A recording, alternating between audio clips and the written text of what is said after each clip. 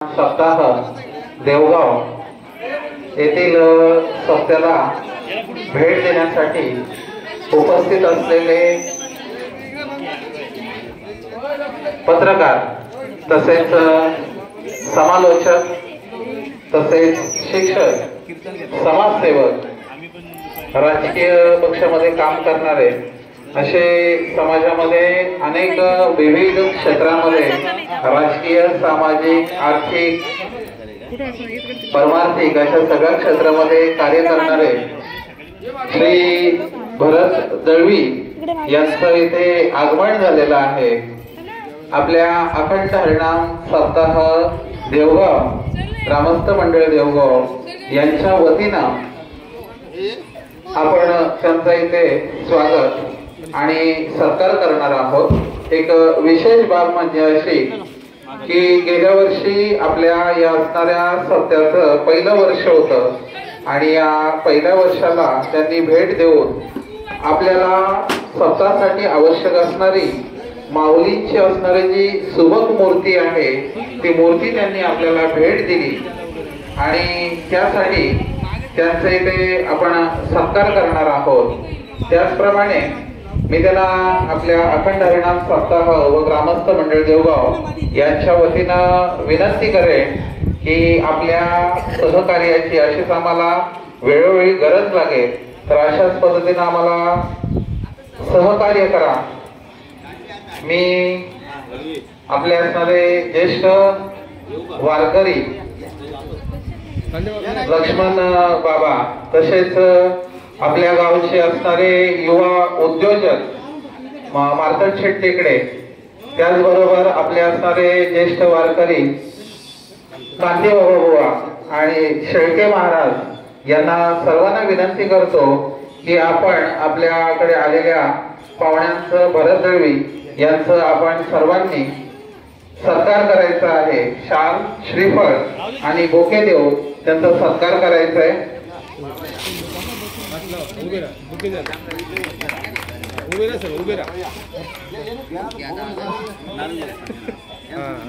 चेहरे दिसले पाहिजेत। दलवी सरांचा मला चेहरा दिसू द्या। दिसतो का नाही तर अजून खाली दिसतो। तुम्ही थांबा। दिसतो माझ्याकडे तो फोटो मागती। आपल्या अखंड हरिनाम सप्ताहाच्या वतीने त्यांचे इथे स्वागत व सत्कार होत आहे। मी अखंड हरिनाम सप्ताह व ग्रामस्थ मंडळ देवगाव यांच्या वतीनं श्री भरत दळवी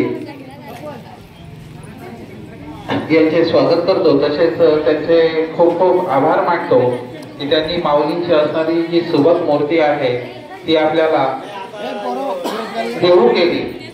त्याचबरोबर मी त्यांना विनंती करतो की आपण आपलं जे मनोगत आहे ते व्यक्त करायचं आहे। हॅलो हॅलो आमची वारकऱ्यांची जात पंढरपूर आमचे माहेर आळंदी हे आमचे द्वार देव आणि आमचा गाव विठ्ठल नामाला इथे धाव। कमलनाथ बाबांच्याकडे 2-3 दिवसापूर्वी मी बसलो होतो आणि त्यांनी चर्चा करताना सांगितलं की आपल्याला एक संकल्प करायचा आहे। मुरबाड तालुक्यातल्या गावामध्ये सप्ताह सोहळे सुरू करायचे। हे गाव येथे सप्ताह सोहळा आणि चर्चा करता करता देवगाव गावाचं नाव आलं आणि त्यांनी सांगितलं का देवगाव गावामध्ये सप्ताह सोहळा नव्हता परंतु गेल्या वर्षापासून देवगाव गावानं सप्ताह सोहळ्याला सुरुवात केली। प्रत्येक गावाला सप्ताह व्हायचा पण देवाच्या गावाला सप्ताह होत नव्हता। हे देवाचं गाव आहे आणि त्यामुळे देवाच्या गावाला सप्ताह व्हायलाच पाहिजे म्हणून गेल्या वर्षापासून सगळ्या गावकऱ्यांनी एकत्र येऊन या ठिकाणी हा अखंड हरिनाम सप्ताह सोहळा खऱ्या अर्थाने या ठिकाणी सुरू केलेला आहे। अनेक ठिकाणी बजरंग बलीची गावागावामध्ये मंदिर आहे। कालच मी साखरे धारगाव मध्ये गेलो होतो तिथे सुद्धा हनुमंताचं मंदिर आहे आणि योगायोग असा आहे की अखंड हरिनाम सप्ताह सोहळ्यामध्ये हनुमान जयंतीचा कार्यक्रम आलेला आहे आणि तो देवगाव गावासाठी अत्यंत दुर्धर शर्करा योग आहे आणि दुसरं वर्ष आहे आणि पुढे अखंडपणे हा आपला देवगाव गावाचा अखंड हरिनाम सप्ताह सोहळा चालणार आहे। मी भिवंडी तालुक्यातल्या एका गावाला भेट दिली। आपल्याकडे आपण प्रवचन ठेवतो, हरिपाठ ठेवतो, कीर्तन ठेवतो परंतु तिथे निबंध स्पर्धा ठेवल्या जातात. निबंध स्पर्धा, चित्रकला स्पर्धा, भाषणांच्या स्पर्धा, महिलांसाठी संगीत खुर्चीच्या स्पर्धा, प्रबोधनाचे कार्यक्रम, वक्तृत्व स्पर्धा असे कार्यक्रम सुद्धा अखंड हरिनाम सप्ताह सोहळ्यामध्ये राबवणं काळाची गरज आहे. आणि म्हणून संयोजकांनी अशा प्रकारचे कार्यक्रम आणि उपक्रम सुद्धा त्याच्यामध्ये समाविष्ट करावे, जेणेकरून लहान मुलांच्यावर आणि विद्यार्थ्यांच्यावर त्याचा एक आगळा वेगळा अशा प्रकारचा परिणाम होईल. हे गाव माझं आवडतं गाव आहे, कारण मी कॉलेजला असताना इथे आमचे भांडे सर असतील, संतोष भांडे असेल, राजेश पाटील आहे, हे आम्ही एकाच आकड्यावरची मंडळी आहे आणि वर्गामध्ये आम्ही भरपूर मस्ती करायचो.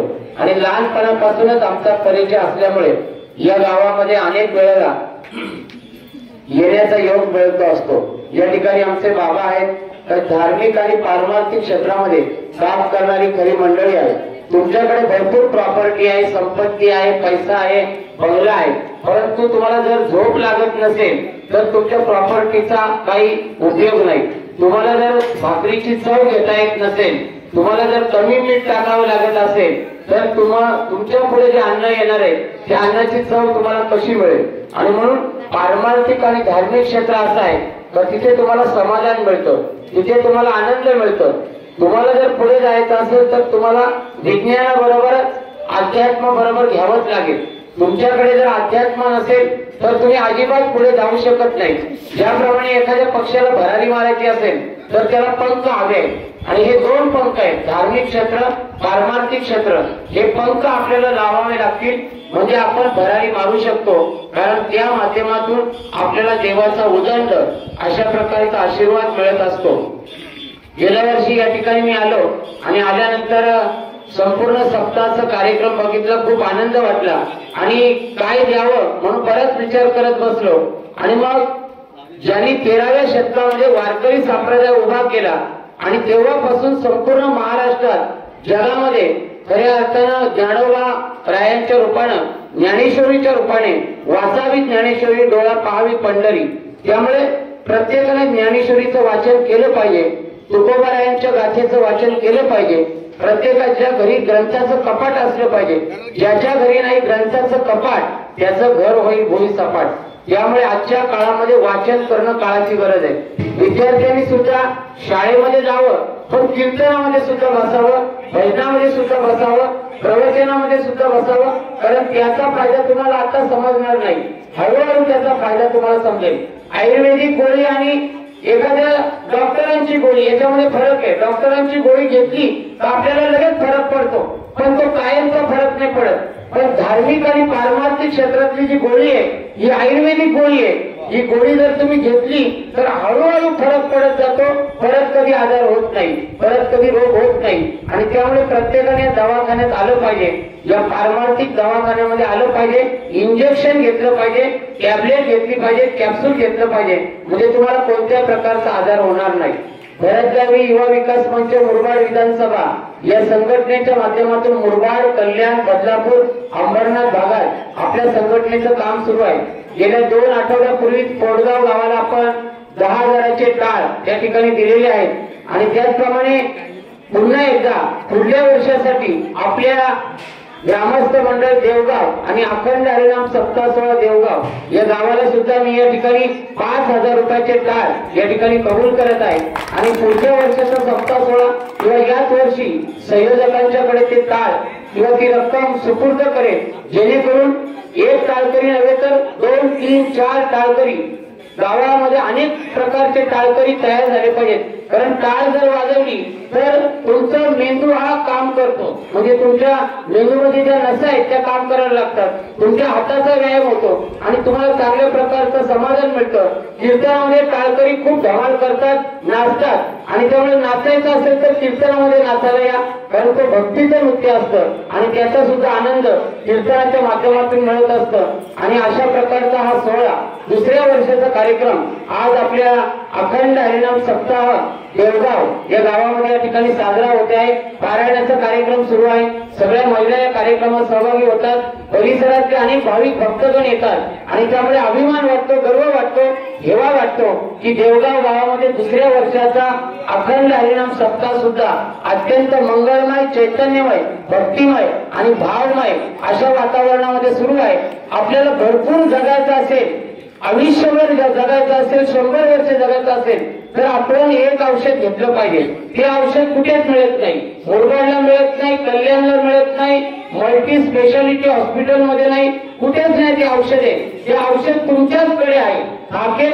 हाकेत आहे कळसा आणि गावाला वळसा. ते औषध तुमच्याचकडे आहे आणि त्या औषधाचं नाव आहे समाधान. समाधानी माणसं फक्त 10%, 90% माणसं समाधानी आहेत. त्यामुळे समाधान मिळवायचं असेल तर आपण या दवाखान्यात आलं पाहिजे, समाधानी राहिलं पाहिजे. पुन्हा एकदा देवगाव गावच्या या अखंड हरिनाम सप्ताहाला मी माझ्या मनच्या वतीनं मनापासून या ठिकाणी शुभेच्छा देतो आणि थांबतो. धन्यवाद.